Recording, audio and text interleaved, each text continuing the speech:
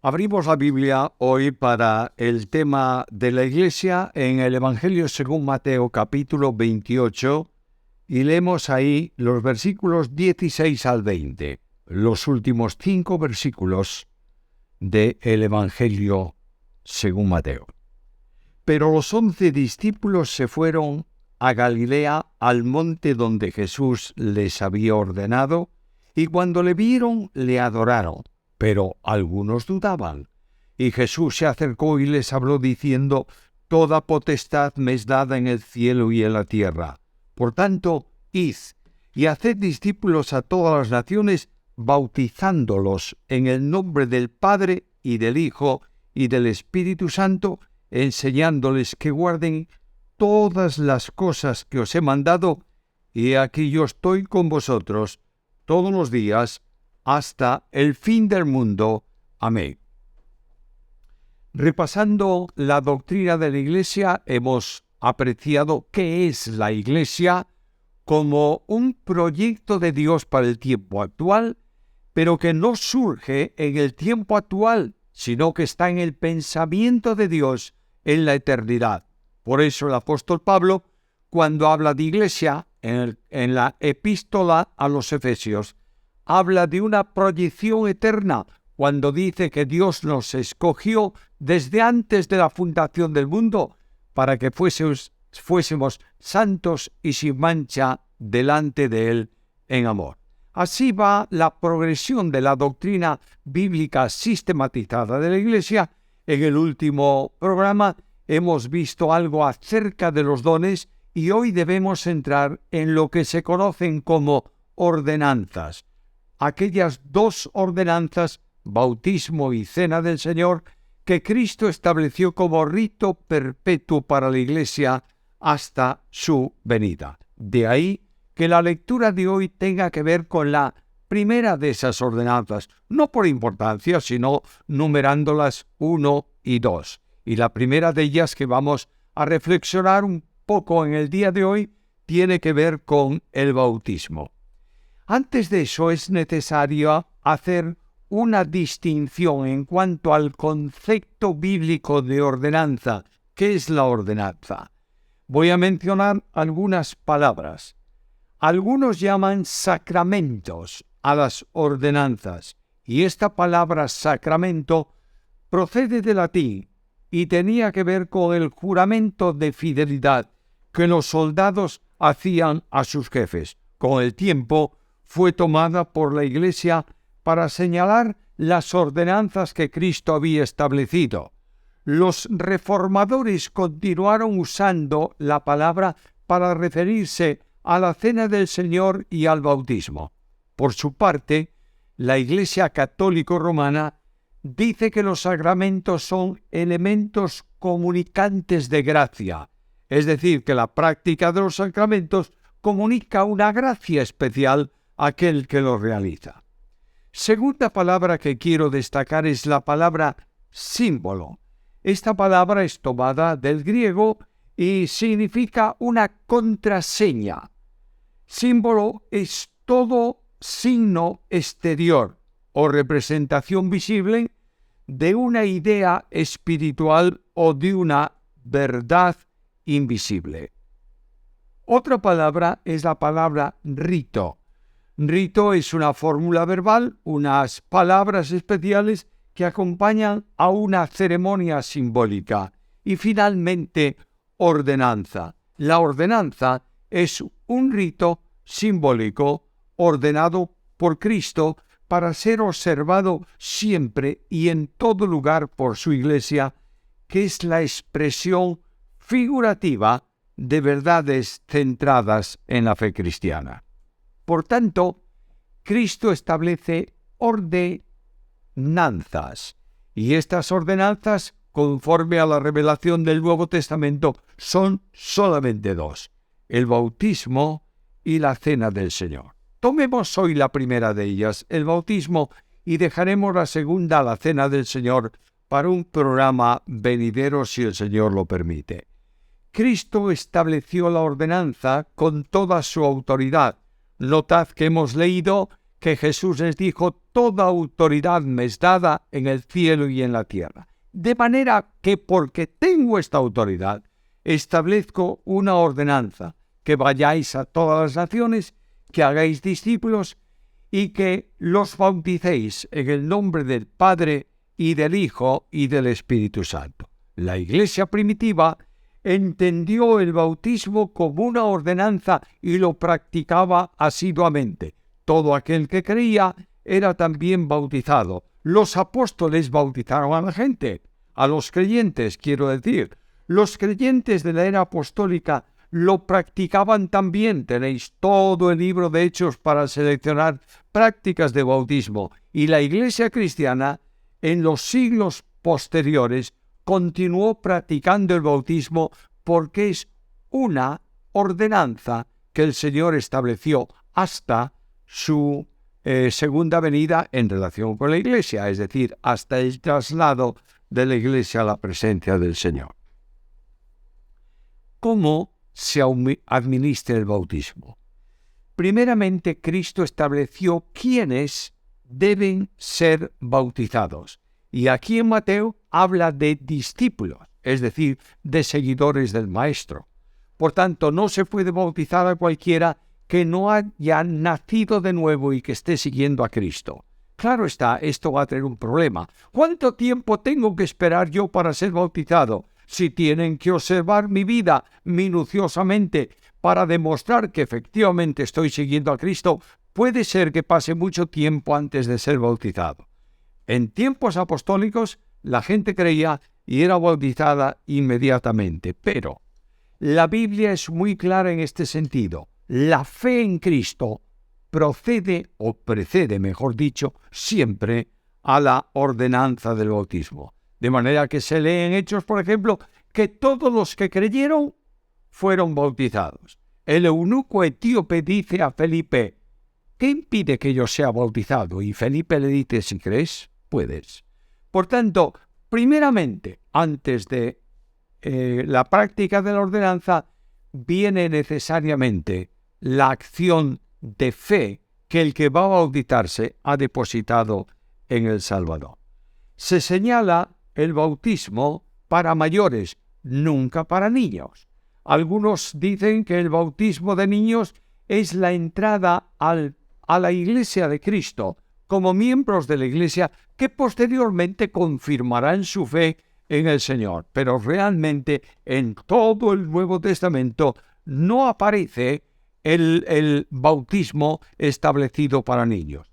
Algunos toman Hechos capítulo 2, versículo 39, en donde el apóstol dice que esto es para vosotros y para vuestros hijos, y suponen que la ordenanza que se practica con padres creyentes se debe practicar también con los niños para que pasen a formar parte de la Iglesia del Señor. De otra manera, confunden esto también con la instrucción de la circuncisión, que aquellos niños que eran circuncidados venían a formar parte del pueblo de la promesa. Pero no es así en la Iglesia, porque la Biblia dice: cree en el Señor Jesucristo y será salvo, y el que cree puede ser bautizado.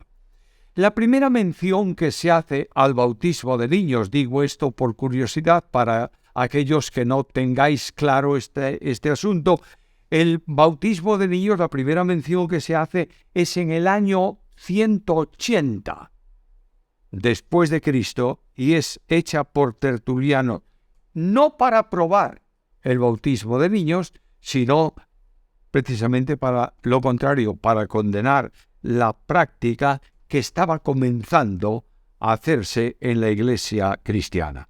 La práctica del bautismo para niños no es algo normal. Hasta bien avanzado el siglo V de la era cristiana y como consecuencia de la doctrina romana por la que se estableció el bautismo como necesidad para la regeneración. De manera que para los católicos romanos el bautismo extingue el pecado original y abre el paso a las diferentes manifestaciones de la gracia. Esto ocasiona serios males. destaco algunos de ellos. Hacer creer a la persona que es cristiana por haber recibido el bautismo, que muchas veces se hace por inmersión. Los niños pequeños en los tiempos del siglo V y esa época más o menos se bautizaba por inmersión. No se le echaba agua sobre la cabeza. En segundo lugar, produce cristianos nominales. Yo ya me he bautizado, por tanto soy cristiano, pero no he creído en Cristo como mi Salvador personal. Y en tercer lugar, sustituye la iglesia de cristianos profesantes por la iglesia de multitudes que se bautizan y pertenecen a ella. Ahora, ¿cuál es la fórmula bautismal? Porque si es un rito, tiene que tener una fórmula ritual, palabras que se mencionan en el bautismo. El creyente debe ser bautizado en el nombre del Padre, del Hijo y del Espíritu Santo. Los llamados unitarios dicen que ese texto en Mateo no está en los originales más antiguos y que lo que se lee ahí es que se bautizaban en el nombre de Jesús. Por tanto, el bautismo lo había establecido Jesús y era en el nombre de Jesús que se bautizaban, que no está el nombre trinitario. Pero el nombre de Cristo Salvador está vinculado absolutamente a la Santísima Trinidad. Voy a decirlo de esta manera. Donde una persona divina está la Trinidad divina, porque no pueden separarse. No son personas independientes, son individuales, pero no son independientes. Se comprende fácilmente que el bautismo es un símbolo y que el que se bautiza lo hace en el nombre del Padre, es decir, con la autoridad del Padre, en el nombre del Hijo, la autoridad del Hijo, y en el nombre del Espíritu Santo, la autoridad del Espíritu Santo, puesto que las tres personas divinas participan individual y colectivamente en la salvación del hombre. Modo de administrar el bautismo. La palabra baptismos en griego significa sumergir. De manera que la palabra se utiliza para hablar también del modo de teñir una prenda, no solo para el bautismo de agua, sino que cuando se sumergía la prenda en el tinte, se estaba bautizando en el tinte. En el Nuevo Testamento ofrece la evidencia de esto, por ejemplo, en el caso del eunuco etíope que descendió con Felipe al agua, donde había bastante agua, y fue bautizado. Hay un libro de historia de la Iglesia que se llama La Didache de la Iglesia Antigua y enseña algo acerca del bautismo y dice literalmente, estoy leyendo la traducción de él, en cuanto al bautismo, bautizad así, en agua viva, es decir, agua corriente, pero si no tienes agua viva, bautiza en otra agua estancada, en un bautisterio, y si no tienes ninguna de las dos, derrama 3 veces agua sobre la cabeza. Por tanto, el simbolismo del bautismo es primariamente un bautismo por inmersión. ¿Qué simboliza el bautismo de agua? Simboliza la unión íntima del creyente con Cristo. El creyente identificado con Cristo ha sido bautizado por el Espíritu Santo en Cristo, sumergido para la formación del cuerpo de Cristo, y simboliza la unión de todos los creyentes en el Señor. Y esta unidad del Espíritu es uno de los 7 vínculos de la unidad de la Iglesia. Pero además, el bautismo es testimonio de salvación. Aquel que se bautiza está diciendo que ha recibido a Cristo como Salvador y Señor personal y que es bautizado en su nombre porque es un discípulo suyo y va a seguirle con fidelidad. Ahora, quiero recordaros que el bautismo de agua no añade ninguna virtud especial para el creyente. No agrega nada a la salvación. Es más, si creyó en Cristo como Salvador personal y no se bautiza, esa persona es salva, porque el bautismo de agua no salva, pero es el testimonio visible de la identificación con Cristo. Por tanto, el creyente no se compromete con Cristo en el bautismo, se ha comprometido ya con Cristo cuando le entregó su vida y dice espiritualmente, mas no yo, sino ahora Cristo vive en mí. El bautismo está reservado para discípulos. Notáis que en la lectura de Mateo dice, id a las naciones y haced discípulos. El texto tiene una claridad absoluta. Discípulo es la persona que sigue al Maestro. Por tanto, todo creyente en Cristo tiene necesariamente que ser discípulo, porque vinculado a Cristo sigue el camino que es Cristo, pasando por la puerta que es también Cristo, en dirección a la gloria donde Cristo está sentado a la diestra de Dios. El deseo del discípulo es ser conforme o hacerse conforme o ser hecho conforme a la imagen del Maestro. Filipenses capítulo 3 y versículo 20. ¿Cuáles son las demandas para el discípulo? Tenemos que tener claro también este concepto. Primera demanda. El discípulo tiene que conocer al Maestro. Solo es posible seguir fielmente a Cristo cuando le conoces, porque conoces su voz. En Juan capítulo 10, versículos 4 y 5, dice el Señor que las ovejas le siguen porque conocen su voz. Esto demanda que el creyente que desea ser bautizado esté dando tiempo a la Biblia desde la cual Dios le habla. Escuchad esto, por favor. En un mundo subjetivista en donde dice Dios, muchas personas dicen Dios me habló.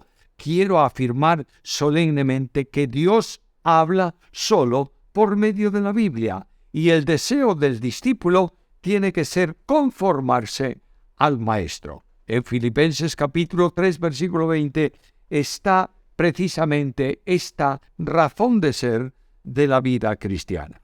En segundo lugar, no solamente tiene que conocer al Maestro, tiene que amar al Maestro sobre todas las cosas. Cristo el Señor dijo a los discípulos, si me amáis, guardaréis mis mandamientos. Y la enseñanza sobre el amor en relación con Dios y en relación con la Iglesia es el distintivo de la congregación. En esto conocerán todos que sois mis discípulos si tuvieseis amor los unos para con los otros. El amor a Cristo es evidencia del nuevo nacimiento. En tercer lugar, el discípulo tiene que vivir una vida de obediencia incondicional al Maestro.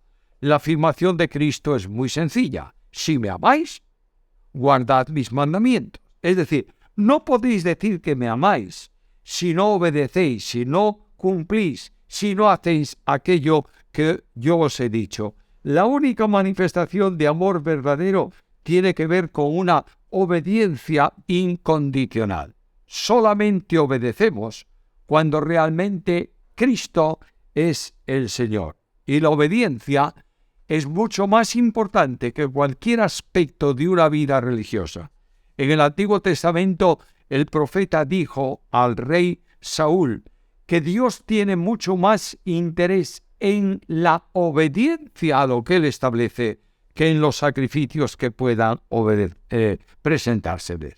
Segundo, o en cuarto lugar, el discípulo tiene que tener una renuncia absoluta a sí mismo para seguir a Cristo.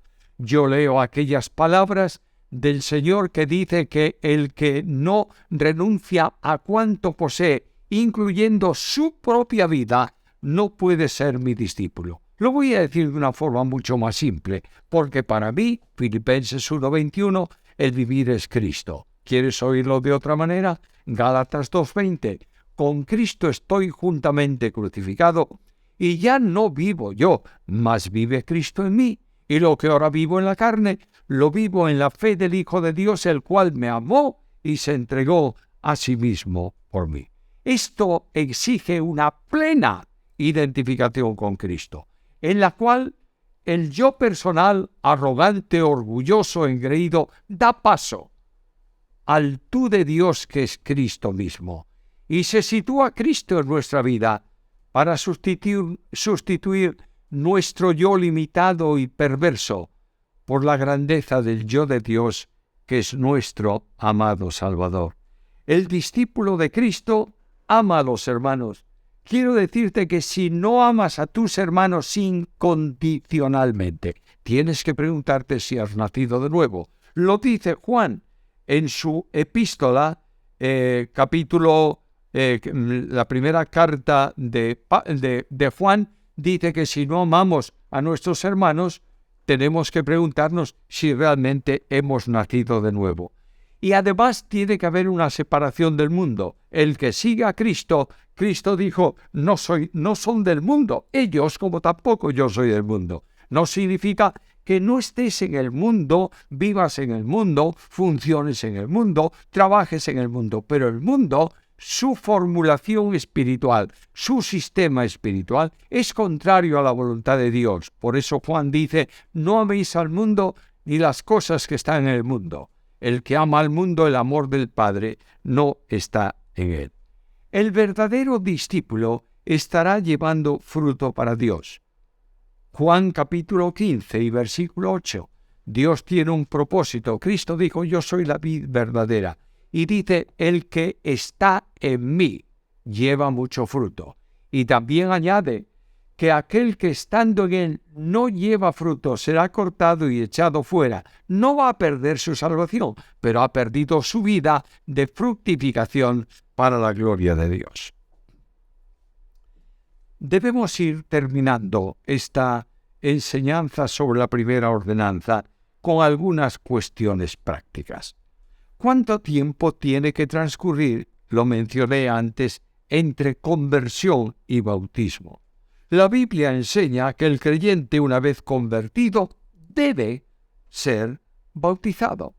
Ahora bien, la iglesia primitiva bautizaba inmediatamente a los creyentes después de su profesión de fe, pero actualmente la iglesia suele esperar un tiempo entre la conversión y el bautismo para verificar que realmente esa persona ha nacido de nuevo y está siguiendo al Maestro. Bueno, y entonces, ¿por qué la iglesia primitiva tan inmediatamente y en la iglesia de hoy no? Porque el cristianismo comenzaba. Los cristianos que aceptaban a Cristo muchas veces firmaban su sentencia de muerte. Por tanto, decir yo creo en Cristo y lo reconozco como Señor era suficiente para entender que habían nacido de nuevo, habían creído y podían ser bautizados. Pero para conocer la evidencia del nuevo nacimiento hoy, es necesario ver que esa persona está llevando una vida de seguimiento expresado en obras concordantes con la voluntad de Dios y reproduciendo a Cristo en su vida por el poder del Espíritu Santo. La Iglesia debe esperar a que el recién convertido conozca además la doctrina bíblica para la obediencia a la fe antes de ser bautizado, por cuanto Cristo en ese capítulo 28 de Mateo dice, enseñándoles que guarden todo lo que os he mandado, y yo estoy con vosotros hasta el final. De otra manera, el convertido debe vivir manifiesta y claramente una vida de conversión que corresponde a la realidad de ser cristiano. Hagamos una rápida aplicación de todo esto. El creyente debe ser obediente.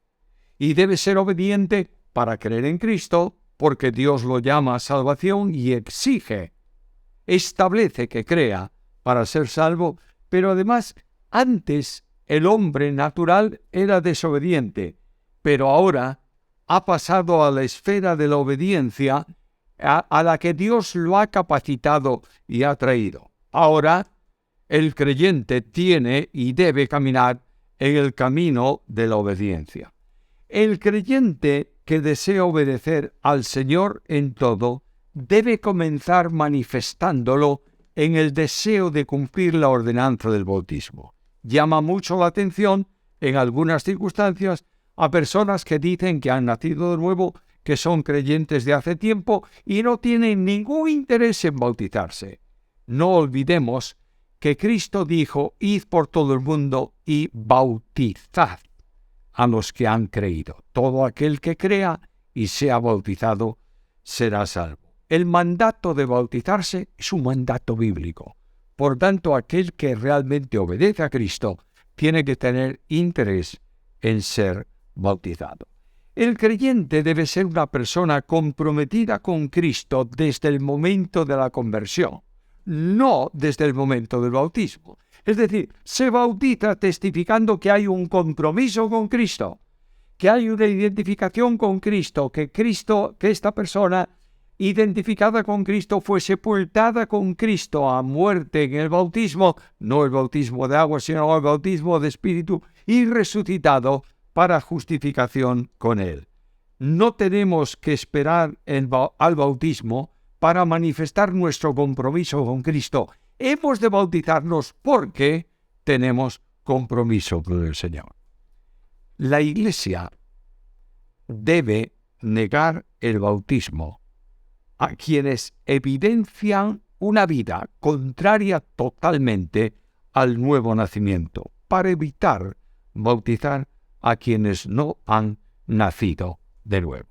Estas sencillas recomendaciones permiten a los cristianos entender que la ordenanza establecida por el Señor es enormemente solemne y que en esa sumersión en las aguas del bautismo, estamos diciendo testimonialmente a todos los que están viendo el bautismo: yo he muerto con Cristo. Y esa salida del agua representa simbólicamente que hemos resucitado con el Señor y andamos, por tanto, en nueva vida. Que el Señor nos permita entender la importancia de las ordenanzas y cumplirlas, no solo como mandamiento de Cristo, sino como testimonio de fidelidad al Señor ante la Iglesia y ante el mundo.